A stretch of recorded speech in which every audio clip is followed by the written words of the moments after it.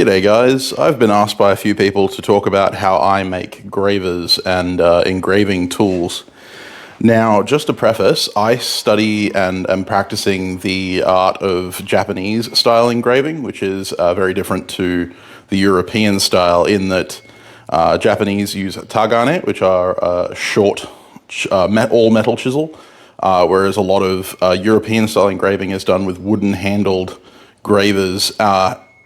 Japanese gravers also tend to be used towards yourself and while seated, whereas European style engraving tends to be used away from oneself, and it's actually easier if you stand up. So I'll talk about how you can adapt these for European style engraving if you want to practice that rather than Japanese, but the majority of what I know is surrounding Japanese style engravers. So first off is material selection.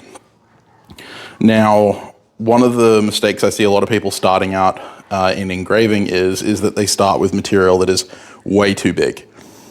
And when I say that, normally my graver stock is 8mm round stock or 6mm round stock, somewhere around there, especially as tagane are only 4 inches long. So you don't need a seriously chunky piece of metal in order to create a graver. It's not requiring vast amounts of force to push. So actually, sometimes the smaller the material, the better.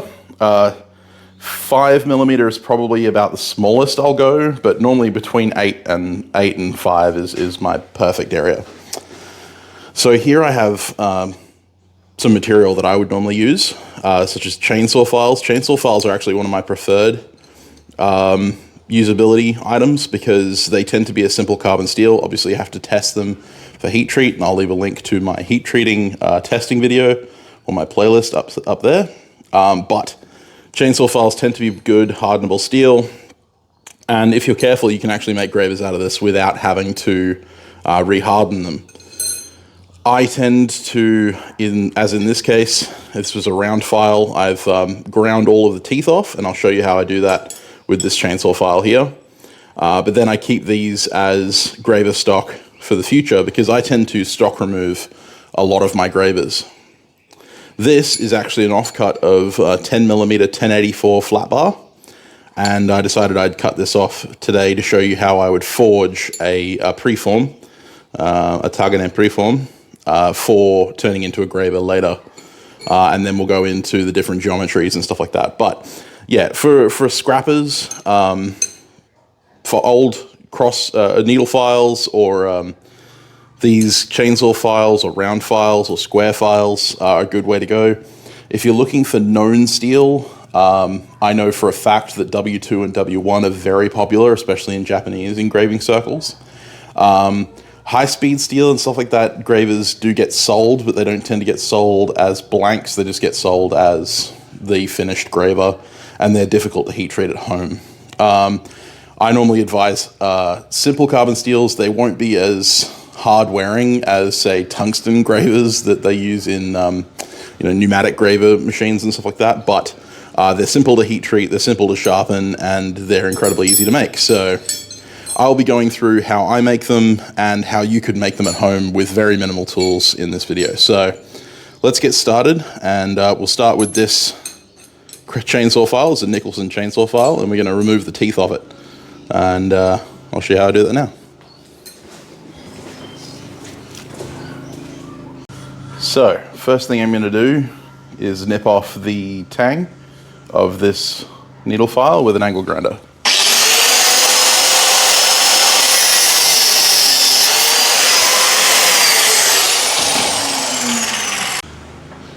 So for this section, a belt grinder is actually probably the best tool for this job, but you could use an angle grinder chucked up in a vise with a flap disc on it. In order to do this, you just have to be a lot more careful because that's a little bit less of a secure setup. So what we need is a cordless drill or a corded drill. We're just going to chuck the file up in the cordless drill, and then we're going to use the slack belt between the platen and the idler wheel up here to grind the teeth off, because if we use the hard backed surface, we could cut in with the edges. So we want to use the softer area here.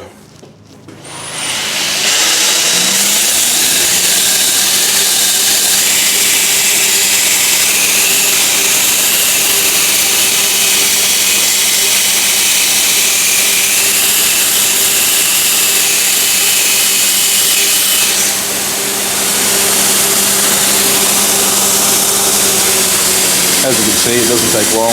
All the teeth are off here. There's a little bit of tooth here, but what I'll do is flip it around in the drill and remove that tooth the same way.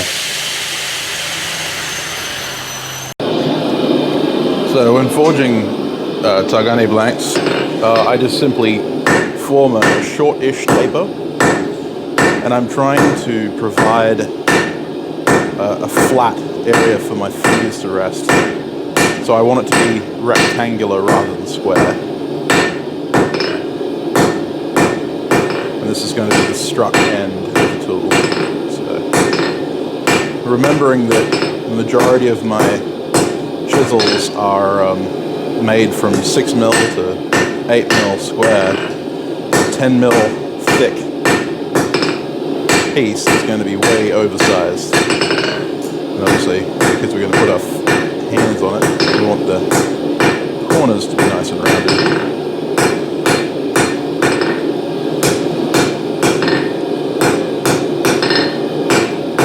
And that's all it takes to start. And then we'll form a reverse taper for the bit.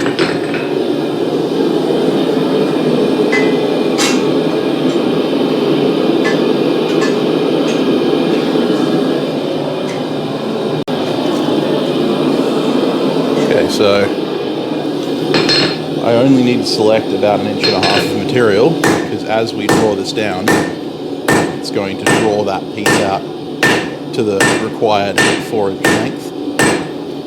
And a lot of the time the working end of the tool is going to, the dimensions thereof is going to be decided by what purpose you want to run it to. Many Japanese style chisels will be wide and flat, much like a woodworker's chisel in form, because a lot of their metalworking chisels are that shape in general. But if I was to do a engraver, then I would want the working end more square. We'll go for another heat and keep drawing that out. But as you can see, we're almost at 4 inches already, and I'm still quite over large here.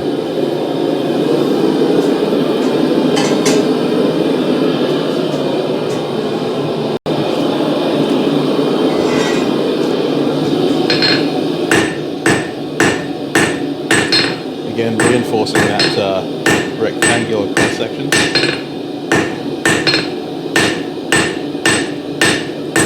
So this is going to be a Shishiai body, or a safety edge chisel, as Ford Hallam would say. And most of the chisel designs that I use, I base off of Ford Hallam's work. So I will leave a link to his channel in the description and up in the corner. You should definitely check him out if you're interested in Japanese style engraving. Inlay techniques. I've been a member on his Patreon for a couple of months now. He is a fantastic artist. So that's basically the form that we need. We might just do one more heat to trim things up and knock some corners in. But as you can see, it's thin, tapered in both directions, and it's rectangular, so it's wider here than it is here. I'm just going to push that taper back just a little bit, because you basically want 1/3, 2/3. So 1/3 taper towards the struck end, and then 2/3 taper towards the working end.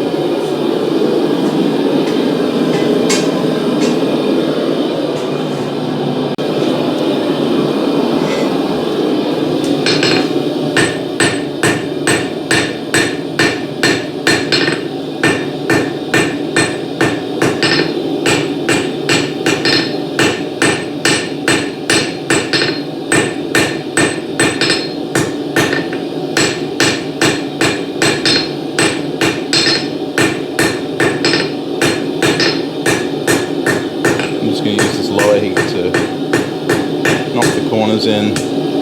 Now I don't want to knock the corners in all the way to the working edge, because I may decide to turn this into a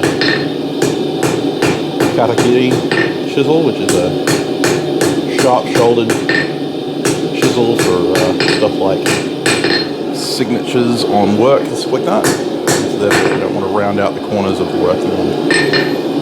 But there you go, that's 4 inches long, roughly. And what we'll do is clip that off with a hot cut, and that will be our Hardened blank.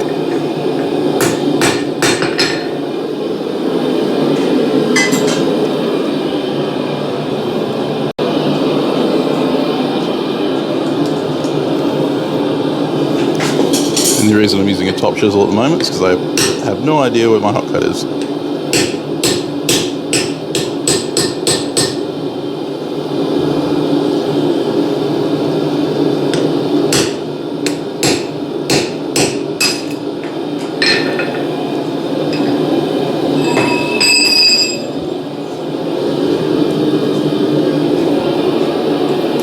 And if we need to, we can use the residual heat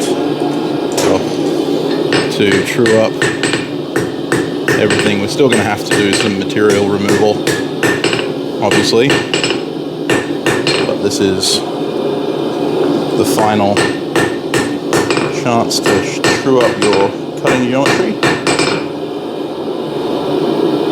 You want it to be straight, tapers to be even. There you go. Hardened blank.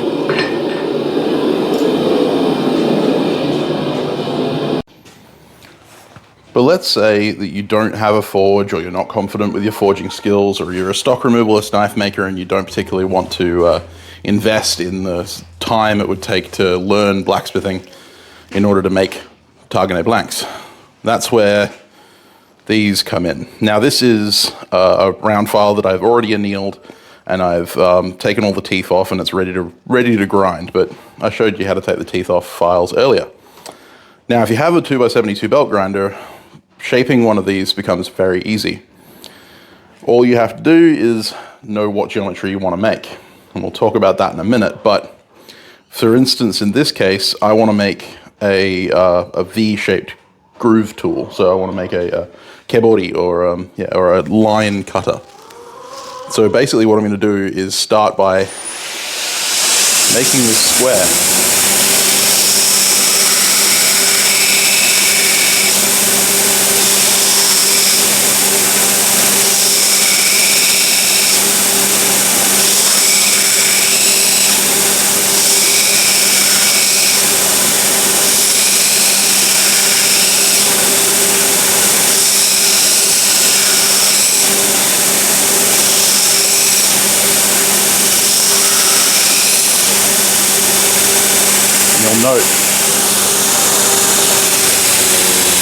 You'll note how fine that square is. It's very small.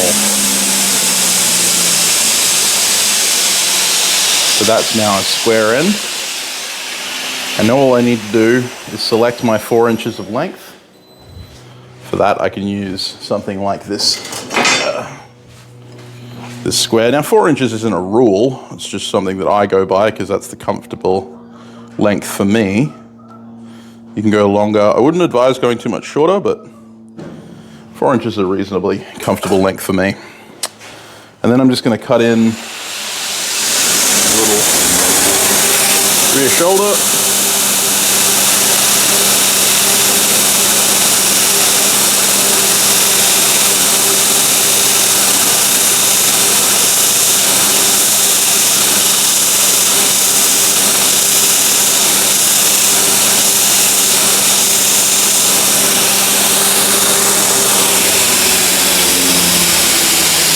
And that gives me the demarcation of where the graver bit starts. But obviously, if we were to just take this, now given that it's round, we can kind of get a feel for where the V is by watching it.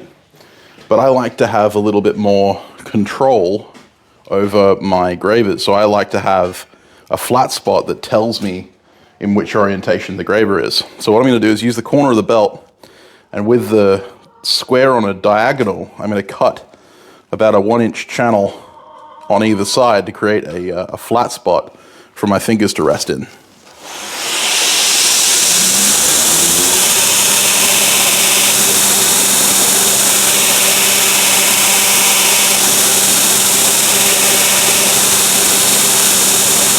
a flat spot on the other side.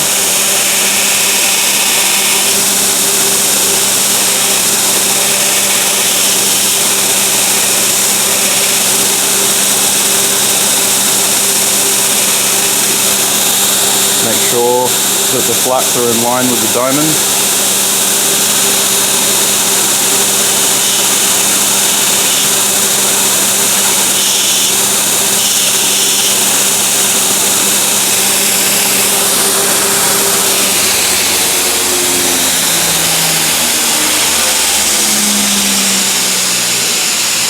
And that's basically the finished graver. You see the two flat spots, the square. All I have to do now is cut that off and grind a 45-degree angle to the tip to create a kebori. Okay, so I said you can do this with an angle grinder affixed in a vise. You want to make sure that the vise is holding very securely. Now this is a grinding disc. You could use a flat disc or preferably one of those sanding pad attachments that comes with an angle grinder. And I really don't advise this. This is only if you have no other option. We'll show one other option very soon, but yeah, this is pretty stupid. And it can be done, and it has been done many a time over by many people, but I still don't find it to be the most safe or usable way. Be aware of what orientation your disc spins in. I have the guard affixed because I always use my angle grinders with guards. It also allows me to rest on the guard as the wheel spins so that I'm less likely to have the piece chucked out of my hand. If you don't have a guard on, be very, very aware that the disc can shatter. So have your glasses on, have your respirator on, and be aware of where it's going to shoot if it gets picked up by the grinder, or if you just drop it.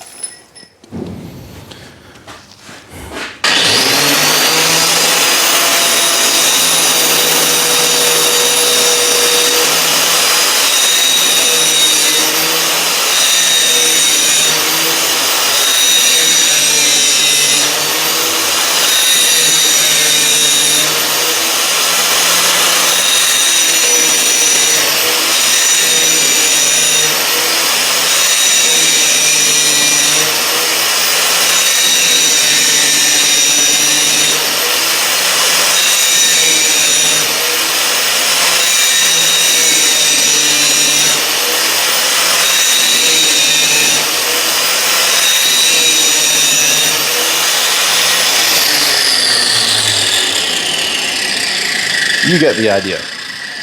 As you can see, I've started forming the steel. It takes a little bit longer than with the belt grinder, obviously, because the belt grinder is kind of built for this. One of the advantages of doing this over the next way I'm going to show you is that if your steel is still hardened, such as in this case where we've only just removed the teeth from a file, then you can grind hardened steel. The next step requires us to soften or anneal, or in this case normalize the steel so that we can move it with hand tools, but this allows you to move it while it's still hardened. Again, not the most advised method. Okay, so the most common way to anneal or normalize anything would be in a forge. Just, fire the forge up, heat it up in there, let it cool in still air after reaching that critical temperature of just past non-magnetic. Failing having one of these, I would highly suggest you invest in a map gas torch, such as this Hot Devil. I think it's based on the Burns-O-Matic. There are various out there, but the map gas, rather than propane, gives a lot more heat than propane to the piece, and you can reach those critical temperatures quite easily. They're not inexpensive, but they're not super expensive, and they make this job a lot easier. This is quite quick, especially compared to other methods on larger stock. So this is 10 mil round, and I'm just going to heat up the end here. It doesn't take long. You can see that red already starting to come in.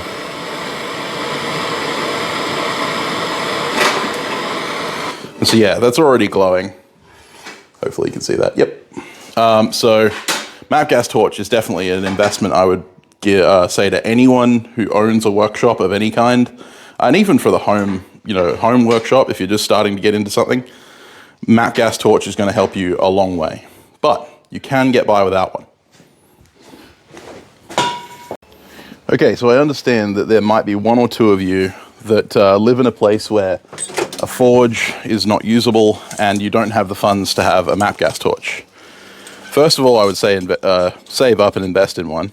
But two, you can use a stove cooker. Now, this is a wok burner on the side of my barbecue, but it could be your kitchen stove or anything like that.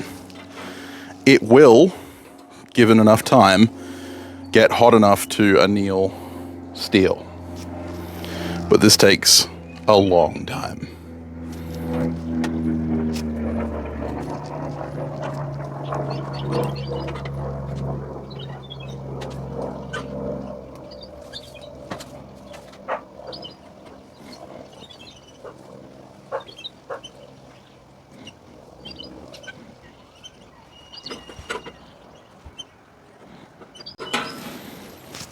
Okay, so it is glowing, but it's really hard to see in the daylight.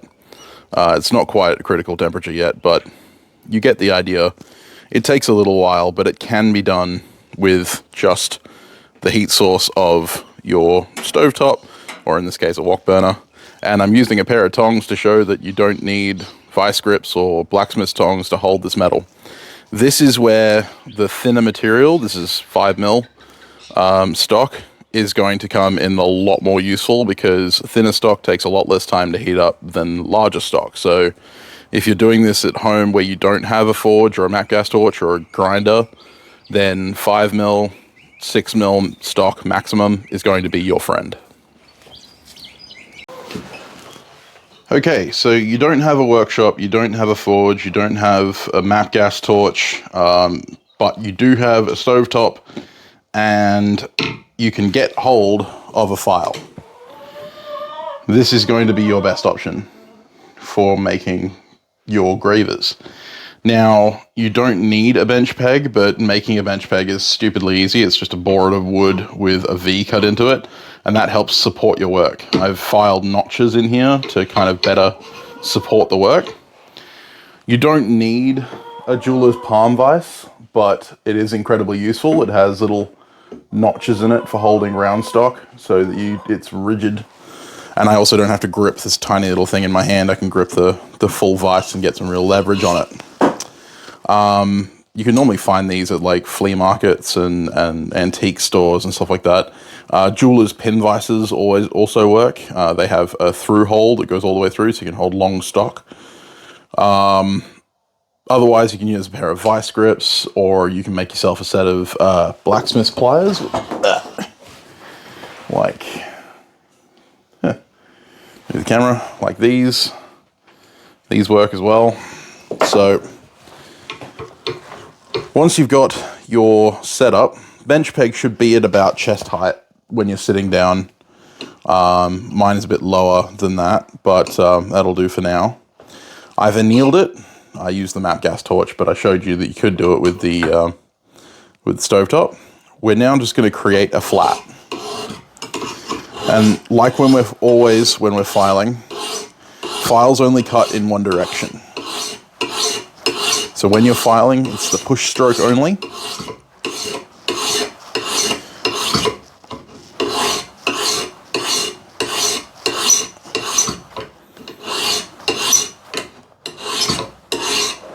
That notch is getting a bit worn out. And then we want to make sure that we're looking at the file surface and making sure that it's not getting pinned up and collecting small particles of metal. And if it is, just give it a brush with the file card, brushing along the teeth, so at an angle. And that just clears the pins, and that will smooth out your file stroke and your file finish well enough. Now, most people starting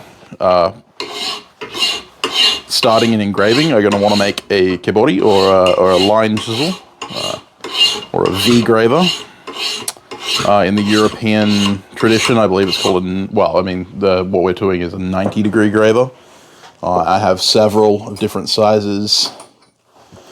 Nope, that's GCI. Okay, so I have a large V-graver. It's one of the first ones I ever made. This is actually way bigger than you need. This is a more medium-sized V-graver, and then you saw me make an earlier V-graver that we will heat treat in a bit. But yeah, a V-graver is pretty much standard for all engravers, and that's because it's used for line work, for establishing areas. Now, when you file, you want to make sure that you're not rolling off the end of the piece, because that will roll off your nice tip. So when you stroke, you want to stop when the file is halfway off the end and lift. So push, stop. And even if I'm stopping just before, I can always just do a little short stroke there if I need to. But what I don't want to do is roll off the end, because then I'm going to destroy this nice flat plane we're creating.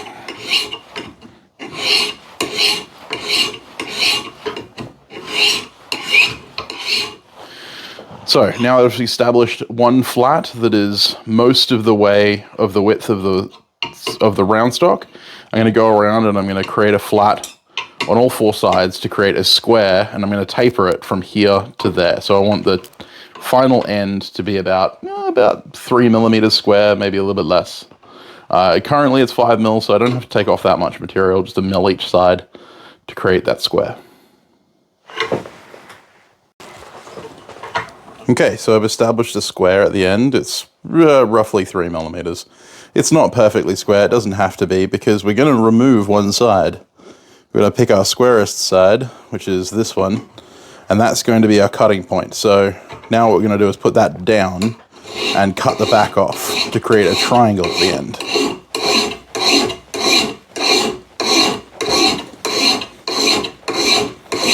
And this is just to remove some of the material that we're going to have to sharpen away later on when we're actually using the graver.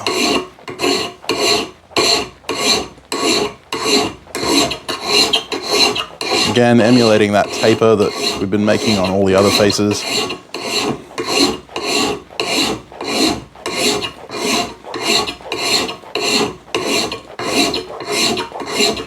Don't have to go to a perfect triangle, but close enough is good enough. It's a bit of a diamond, but that's okay. Kind of looks cool. And the thing is, you don't need to worry about perfect finishes on your taganne. The main important finishes are going to be on the face and the heel. Now I will caveat and say that this isn't actually technically how the Japanese make their kebori. I'm using the European style of V-graver on a taganne body. But now that we've established our semi-triangle slash gemstone style shape, we're going to create a 45 or roughly 45 degree angle on this face. We want it between 45 and 40 degrees, so a little bit narrower than you'd think, a little bit shallower.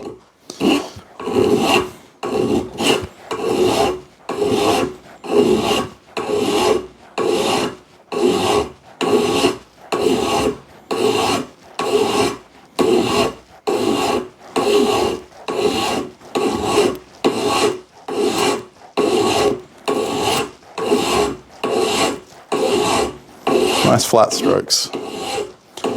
This isn't going to be the final cutting face. This is just establishing the geometry that we want, because we still have to heat treat this.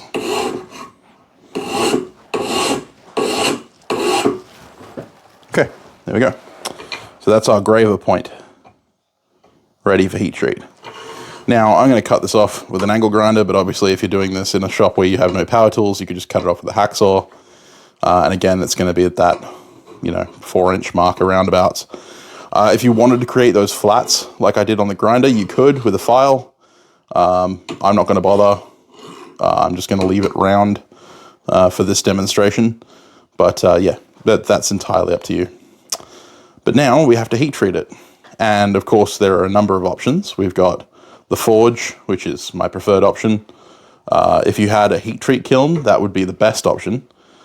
You have the matte gas torch, which is probably what I'll use, because I tend to use it when I'm not firing up the forge for the day.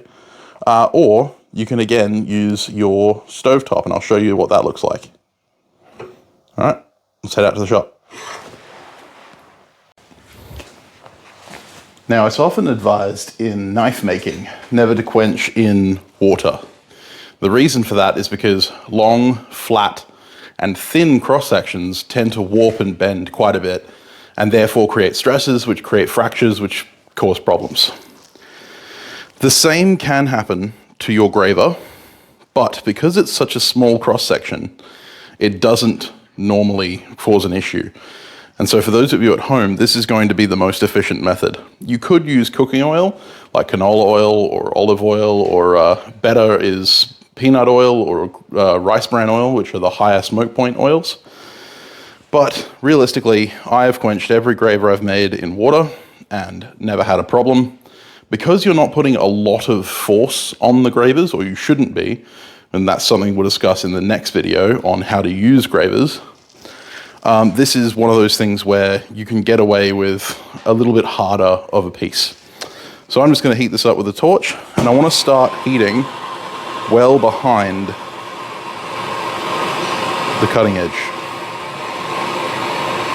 And the reason for that is A, I want some usable material behind the edge, so as I sharpen away, I'm still going to have some usable steel. And B, if I only heat the tip, it'll cool too fast before it hits the water, and I'll end up with a tip that may not have hardened properly. So we want to get it just to that critical temperature, which is a dull orange, cherry red, as they call it. Moving it further away from the flame to control the heat a little bit better. And then we're going to quench.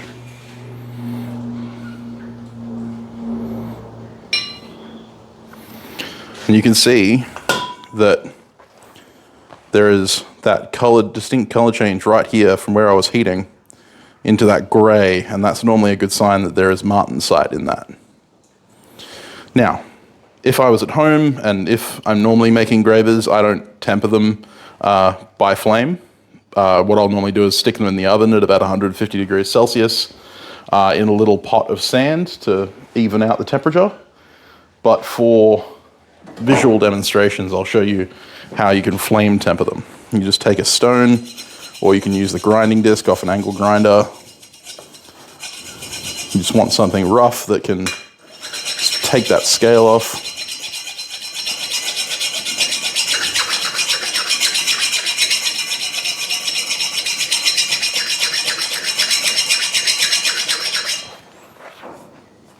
Nice clean surface.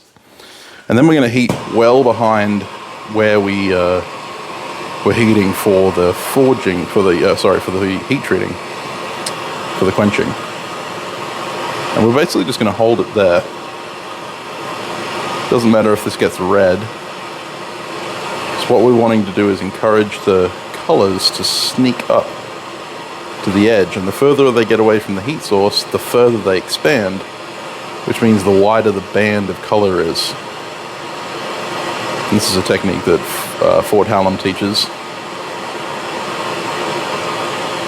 and I found quite useful. You can notice that the color bands are actually getting wider as they grow apart. I might just leave that for a second. And that straw color is sneaking up to the edge now.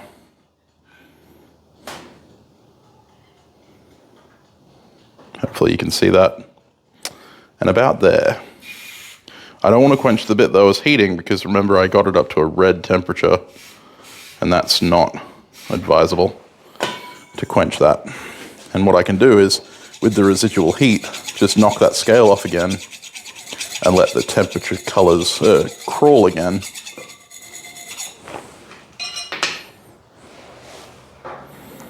You'll see they'll start back here and they'll slowly crawl up. And I can basically leave this alone from now, and it'll temper itself a second time, and that'll guarantee that the temper set in. But yeah, normally I would just chuck it in the oven for about 150 degrees Celsius, and if If that was too hard, if it started chipping, then I would go into the oven at 175 and so on and so forth until I had a usable hardness.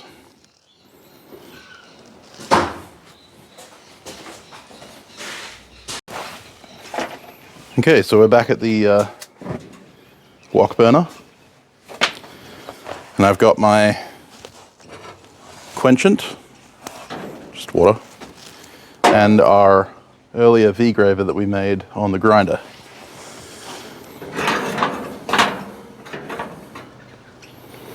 Now, having a smaller cross-section is going to make this a little bit faster. You can get larger cross-sections up to heat in this sort of flame, but it's harder.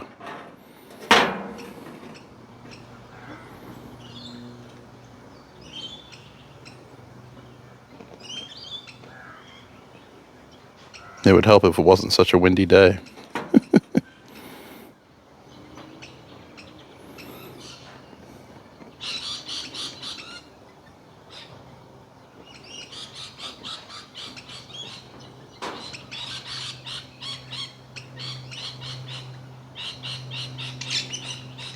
We're getting there.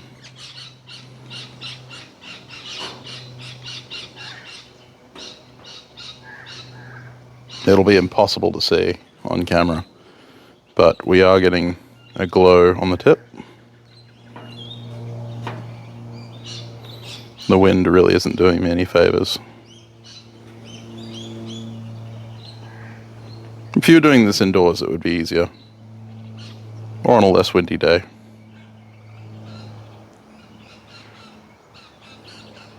Just happens to be the breeziest day of the week.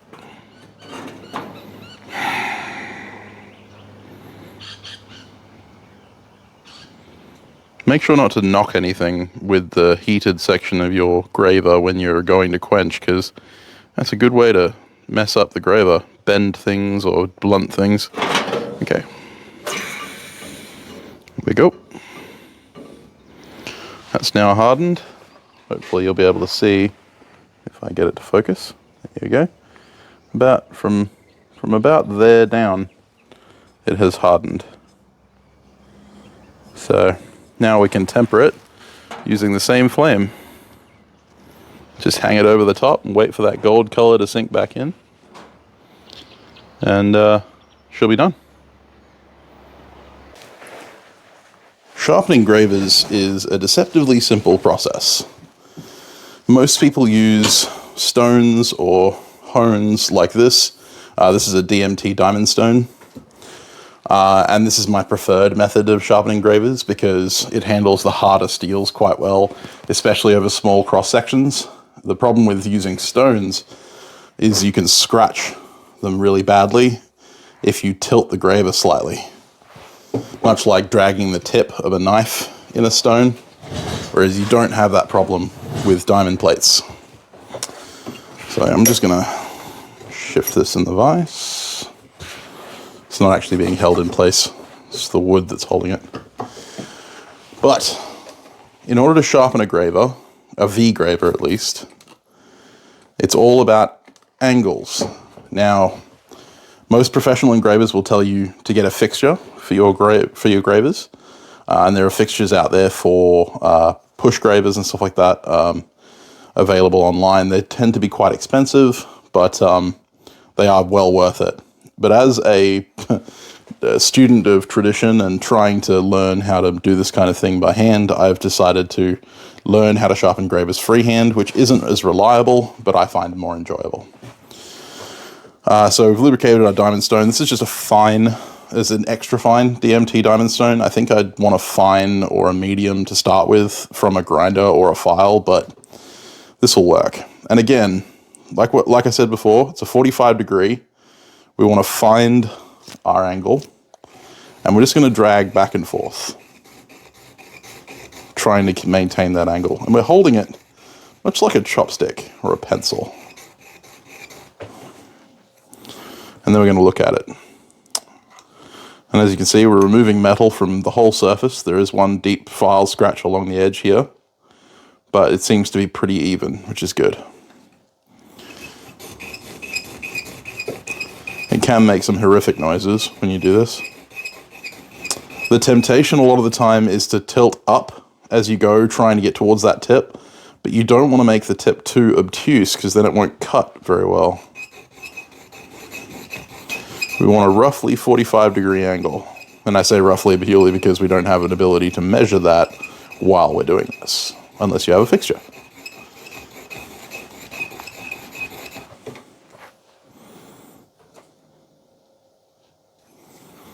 I'm just going to keep sharpening and checking, sharpening and checking.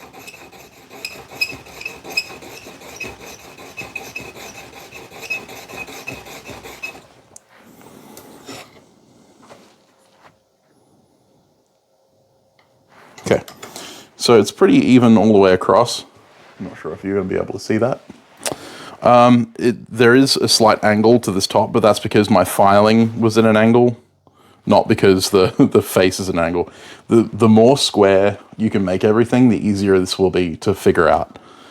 And that's pretty much sharp, but it won't cut very well because all it's going to want to do is dive into the work. So what we need to do is put a heel on it. And general wisdom is that the quote-unquote best angle in as far as geometry goes for gravers is 60 degrees included. And that's for gravers that cut both non-ferrous and ferrous metals. For ferrous metals, you might want something like 70 degrees, but for non-ferrous metals, you can go with a little bit shallower. Maybe 50 degrees, but I try to aim for about 60 and I end up with 70 anyway. So again, you could measure this. A lot of people will use a support block and a set length away from said support block to create their angle. I just kind of judge it by eye. And I lay so we've got our point, our face, and now the heels go on the sides of the point that are away from the face. And so I'm just going to put that on there and I'm going to drag this way. 2, 3, it does not need much. They should be almost invisible to the camera. You do not want big heels. It doesn't help you with cutting. And again, 1, 2, 3. And that is a finished graver. It is now ready to cut. But before we get to the cutting, let's take a look at some of the different geometries you can have. Okay, so here are 3 of my tagane. I'm still building my collection, and this is by no means all of the different geometries you can have. There are hundreds, if not thousands. But these are some of the most basic for Japanese style engraving that you will need. And that is a kebori, or a V-shaped chisel, that 90-degree V that we were just talking about. I can't remember the name off the top of my head, but I call it a gouge. It is round-bottomed. And if there's enough interest, I may make a video on how to make one of those too. And then there's a shishiai body, which is the safety edge chisel that I spoke of. And all of these 3 have the same geometry. They are 45-degree faces with 15-degree heels. Now, a 15-degree heel on a shishiai is going to be twice the length of the 45, or maybe even 2/3 2/3 more the length of the short face. So long face, short face. On the gouge, you've got a very short heel. I'm not sure if you're going to even be able to see it. It's a very bright line right at the end of the chisel. And then there's the 45-degree face. And of course, we have the heels on the kebori. And you can make any shape, any size of chisel. So with the shishiai body, I have another one here, which is about 1 millimeter wide. So, that one's about 5.5 millimeters. That one's about 1 millimeter wide. And then I've got, large V chisels like this one. This is another large V chisel. This is the one we just made, which is another large-faced V-chisel. The large faces are not as good for graving because they take a lot more to sharpen. This is more my kind of size of kibori now. And again, it's about 1 millimeter in width. You can see that. So yeah, that is my preferred size for kibori now.